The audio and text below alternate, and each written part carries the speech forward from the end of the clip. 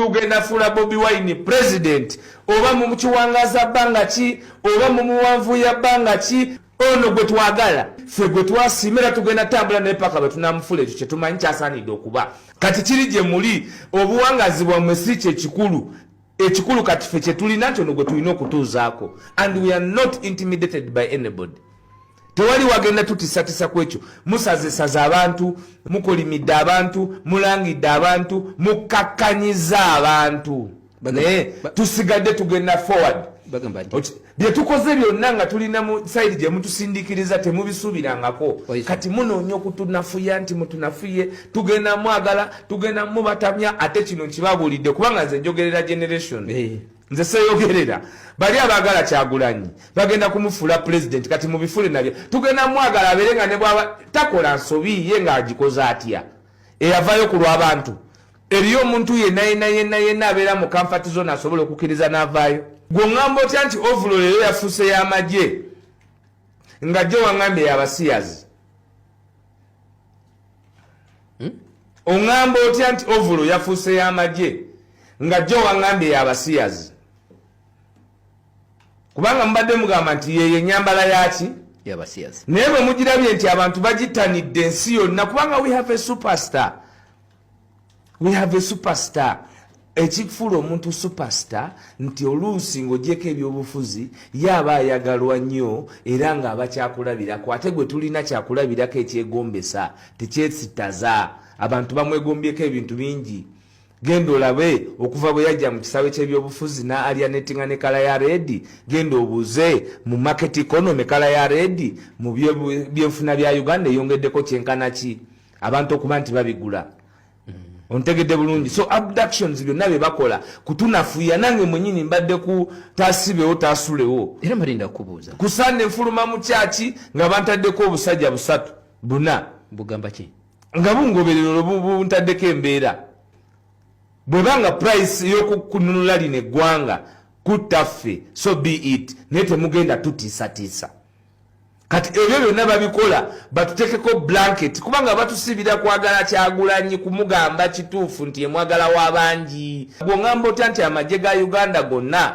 commander of the defense forces alina okulaba oba Congo tuli bulungi alina okulaba oba boda ye Juba tuli bulungi alina okulaba oba boda ye Kenya tuli bulungi alina okulaba amagye gaffe oba amagye gaffe gasula bulungi alina okulaba amagye gaffe gasasula bulungi gomanye amagye we gasula omanyi units zetulina mu police force ezitalina we zisula ezibundabunda nga bw'amala okuzaayo emmunda ate anoonya mu kitebe mwana agwasule paka ku makyo bavuga ebboda ekiro omanyi abaana b'abasirikale abatali ku university olwaleero kubanga talina busobozi sente ze yatereka mu sako baazibba omanyi nti waliwo omujaasi eyetta nga yetta olw'okubanga ku mulimu bamusosola bamuboolera tegutambula mu buvunaanyizibwa bwe binatambulamu n'ava mu bulamu bw'enseno ng'alamidde oyo yennyini gye ne yagambye nti yabadde n'obudde obujjako ku kitebe ky'ebyobufuzi ekya NUP naye nga yajjayo ate ye yayogedde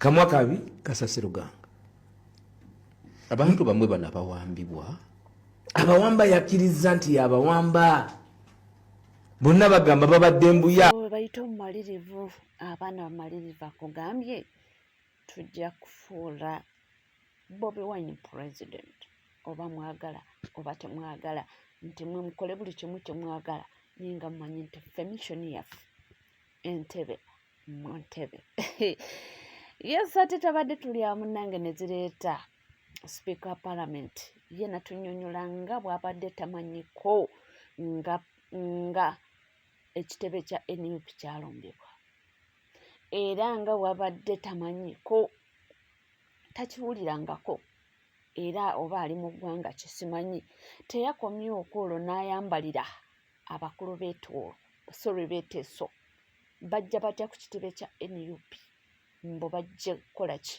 simanyi mbo bajje kunona compensation kasi yabadde mukambwe naye ne bamuwa ebibye. When I asked Lob that you mean your officers were raided, because I didn't know that they were raided. Me, I didn't know. Actually, I didn't know because I'm not there to hear whatever happens. I was only very disappointed when I saw my old men from Teso, and I'm going to follow those old men, paraded in Nup offices. Why would an old man? Is that the place that gives out money for compensation? Compensation is given from Parliament. We are not going to allow this. You will not do this in Teso. Okay.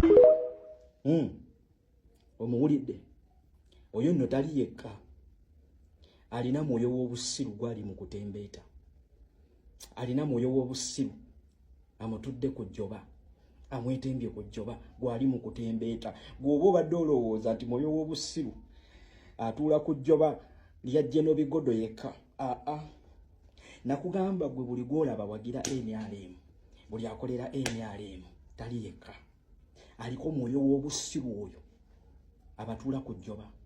Kati wuliriza nakyalo akugambye bulungi ekya security forces oba state eno oba state bandits abasalako ekitebe kya NUP ne bakirumba ne bamenya ne bayingira ne munda teyabategeerako era teyakimanyaako.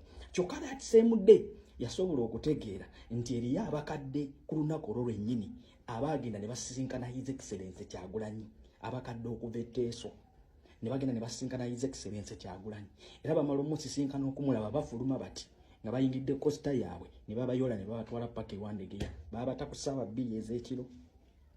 Abo yasobola okubategeera. These two events za happening all the same day. Ekitebe kya NUP kyasalwako ku lunaku olwo lwennyini abakadde abo lwe baali bazze ku kitebe okulaba His Excellency Kyagulanyi. Olabye mwoyo w'obusiru bwakola. Kati kino ekyokulumba ekitebe teyasobola kukitegeera era teyakiraba, wabula yasobola okulaba ekyaba n'abakadde. Lwaki obwongo buddukidde nnyo ku kino eky'abakadde? Cause bafiiringa ashamed. Jukira bulijjo bazze bakugamba nti NUP kabinja k'abawuliganizi bavubuka abakadde era bakeesamba tebakeetaagirako ddala. Kyova olaba deep in the villages babadde balina propaganda gwe batambuza nti kana kabinja k'abavubuka kagenda basanjaga, bano bayaaye bayaga, banywi banjaga, beenoonyeza byabwe. Ne kati w'otuuka ku extent nti abakadde bano basobola okutindiga olugendo, twogera ku bakadde abali mu myaka nga yalimu ey'omyaka emitono yali mu 65. Twogera ku bakadde abali approximately mu myaka 70 years, wakati wa 65 to 70 years. Kitegeeza baaliwo nga gavumenti ya Museveni enejja era bacontributinga era ebyabwe ebimu byayonoonebwa, byabbibwa, byatwalibwa. Ne bwe kiba nti olwaleero after 40 years abakadde bano bakirabye nti bano abasajja be bayambako okuleeta mu buyinza babakotogera, baganya okuba compensate nga baganya obbadizaawo ebyabwe ne basalawo baddukire ene w'omuvubuka omuto myaka 43. Kino kyabadde kirabisa bano. Ng'ogyeko ekyo n'ekyokubiri okwata abakadde bano ne babasiba nga babajja ku kitebe kya NUP, ekyo nakyo kyayongedde okubalabisa. Kyova olaba olwaleero agambye hey, how comes abakadde baffe, abakadde bange, my elders from Teso. Whose elders? Okwo kwabaddeko jjajjaawo, kwabaddeko kojjaawo, kwabaddeko ssengaawo. Oba gwe wakira ku makya ne bakuzaala nti oli mu Teso, watwala obuvunaanyizibwa bw'abateeso bonna nti olina obbategeerera. Kekano kekugambye that these people have to pretend as if they are gods, they are small gods to the Ugandans. Without them Ugandans cannot survive. Tolina mwana wa nnyoko gw'ogenda kutegeerera. Okiwuliriza? Bano bantu bakulu balina abaana, balina families. For the past 40 years ombanga muganya okubaako ne kyemubakolera. Kakati babakooye temukyalina kyemuzza, temukyalina kyemugenda kubayamba, so they are looking somewhere else. That's His Excellency Kyagulanyi. Anita Mongo leka kwewanika waggulu, leka amabbabbanyi galeme kusukka, gwengaani era ogenda kukola ki? Anti bino byemwamanyira ne mudda mu bakadde ne mubatiisa mugamba kakati nze olaba bampa obuvunaanyizibwa ndi wano nja bakyukirira abateeso, ebizibu byammwe byonna nja bibakolerako. Nonsense tagenda kukola, mugenda kukiwulira. Kakati ne generation bulijjo gye mubadde mwekweseemu ey'abakadde naye yabakooye yabagambye mugende gasiya. Omukyala Anita Among, Speaker wa Parliament omulungi, ye ndowooza alowooza ye nga walowooza, na buli omu alina okulowooza nga ye. Tamanyi nti eno Uganda buli omu yeesaliramu ng'omuntu yenna. Bali abantu bakulu babadde n'ensonga zaabwe baali n'ensonga zaabwe zabatwala ku kitebe kya NUP naye yagamba nga omukulembeze ava eteeso takkirizaganya nakyo okulaba abantu b'eteeso ate nga bakasibidde ku kitebe kya NUP bwe banoonya compensation. Ndowooza wagenda bw'anaddayo eteeso ndowooza ajja boogera ebisongofu ebisingako awo naye ngaawo tuli. Yes, atuddeko ku nsonga za Lily Puzzle, Lunabe, Mirundi Junior. Olutalo lugenda mu maaso awo, Shalom. Lwo lugenda mu maaso era okweyogerera ebisongovu bingi nnyo nnyini ddala naye Lunabe avuddeyo n'ayanukula. Ti bantu mmwe tejja kunsobola. Nze ndi bwogu naye nsobola obbeekubira nzekka nga teri anyambyeko.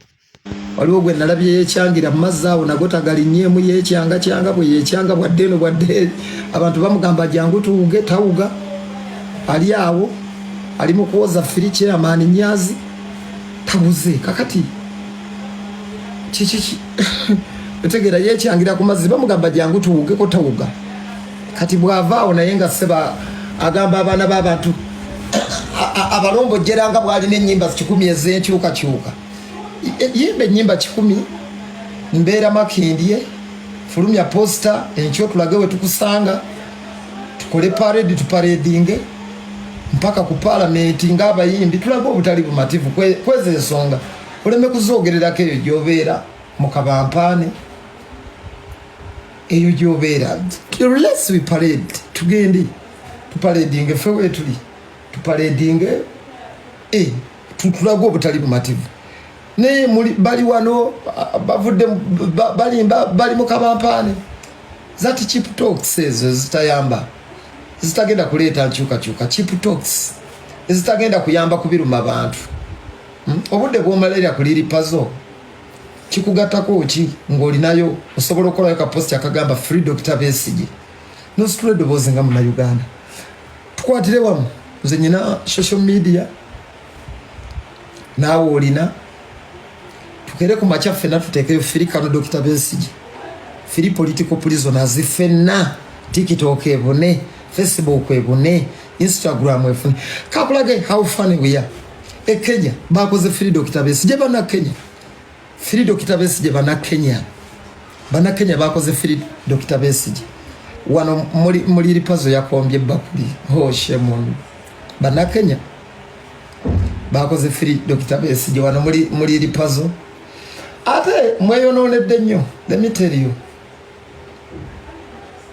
antu abasinga mugenda ne mukwata omusajja atabiriimu ne muteeka ku profile pics ze bambi musajja wato ne musiga obukyali let me kambabuulire abavubuka abato ffenna twali ku kozi y'emu bino ebintu nga bitandika abavubuka bonna nga bagamba ya tulaba it will work kijja kukola tujja kukyagala tukyaniriza netukayanana nnyo nga tugamba nedda wetuyinza tutya okubanga kino kyetuliko kati ng'abavubuka tukutte kino ate gwe nga netukayana nnyo webbaaka 2017 netukayana nnyo n'amasimu ne gatukubirwa nnyo ne tukyayibwa nnyo webbaaka ne bakubira bamaama baffe nga tuli nnyo nga cause tugiriko nnyo byajja bitya kutandika okusonga engalo mu bannammwe okubateekako blackmail propaganda okuba defamation okubonoonera famire zaabwe abavubuka abamu abantu bagenze basome ennaku zino ne bagamba kiki kino peegi emu gye tuliko kyajja kitya okubeera bwe kityo era kyovula abavubuka ennaku zino kati buli omu omusanga ayogera byasanzo byagamba nze tombuulira nze nali njagala gundi wange bakimuntuusaako nagenda naye nze nali njagala gundi wange bakimuntuusaako aza endi obuzadde omaliriza osigadde mu bbanga wabula ebintu by'abaana bano byaba Lily Puzzle mpulira mbu mulimu akasente ke kabatabudde era nga sente ya Boys Dormitory mbu sente ya Amini nalabyeko awo gundi ng'agezaako okunnyonnyola sente eno gino yaginnyonnyodde omukulu Kasuko nannyonnyola ku sente eno ekyali ku sente wabula omusajja yayimba nti man made money naye money made man mad. Kakati essente nebafuukira akabasa. Naye nga byonna bigenda mu maaso, abaana ba NUP balabudde ekisa kya Mukama. Bamugamba nti gwe musajja naawe olina abaana ewaka eyo, oba oyogera ngo omuntu ali awo oba yavaawa. Kyendetera abanuku ate mumanyi anti mwefuula nnyo bakabi muvuma nnyo. Ngenda kupama ku mulyango gwa Nuupu nga ninga abawa ekirabo ky'emmere. Mu nnaku ntono nnyo okuva leero nangiridde ngenda kupama ate misana nga muli mu lukiiko ojja kuba bawadde ekirabo ky'emmere. Naye nga ddala nga tugenze mu mazima kisa kya Mukama, naawe olina omukazi, olina n'abaana, olina n'abavuyeeko obaleka waka n'ogamba ogenze kukola emirimu gya gavumenti. Lwaki muswaza ekitiibwa kye gavumenti ya Uganda? Lwaki muswaza erinnya lya Uganda? Naye nga ddala kituufu olabye ebiruma abaana beegomba b'okiikirira kupama ku kitebe kya NUP, kyekizibu ekisingayo okuluma abaana beegomba. Byebyo ebizibu ebitubikidde mu Gombo, mu disitulikiti y'Egomba. Abantu bali Egomba babonaabona, abantu balaajanira ba RDC kubayamba, abantu bababbaku amataka gaabwe, abantu babba eddagala mu madwaliro, abantu security, abantu babatta lunaku kiro na misana. Ddala kisa kya Mukama ogenza okulaba mu byonna ebiruma abaana beegomba by'okiikirira, oswaza n'abantu b'okiikirira kisa kya Mukama. Ogenza okulaba noweetunuza mu n'essimu n'ogamba ko ogenda opame ku kitebe kya NUP obawe emmere. For sure ngenda kunenya President Museveni sometimes okulonda ba RDC abafaananako bwe bati. Kati musuubira mu magezi kiki kyakiikirira. Katono olabira nti n'owe banaleeta owa NUP ne bamwesimba n'ayesimbawo mu district y'Egomba. Ono ye RDC akulira ebyokwerinda ku district. Tagenda muwalangirira era tubagenda mulangirira era tagenda yitamu. Obwo butali mu mazima na bwenkanya bye tulwanyisa era tusaba 2026 kalungi. Kabeeremu amazima n'obwenkanya. Nze ndi muwagizi w'NRM era mpagira President Museveni era sirimuvaako. Naye guys, tubeerewo ebintu bye tulaba musajja mu mugambe ko agenda gweddalu.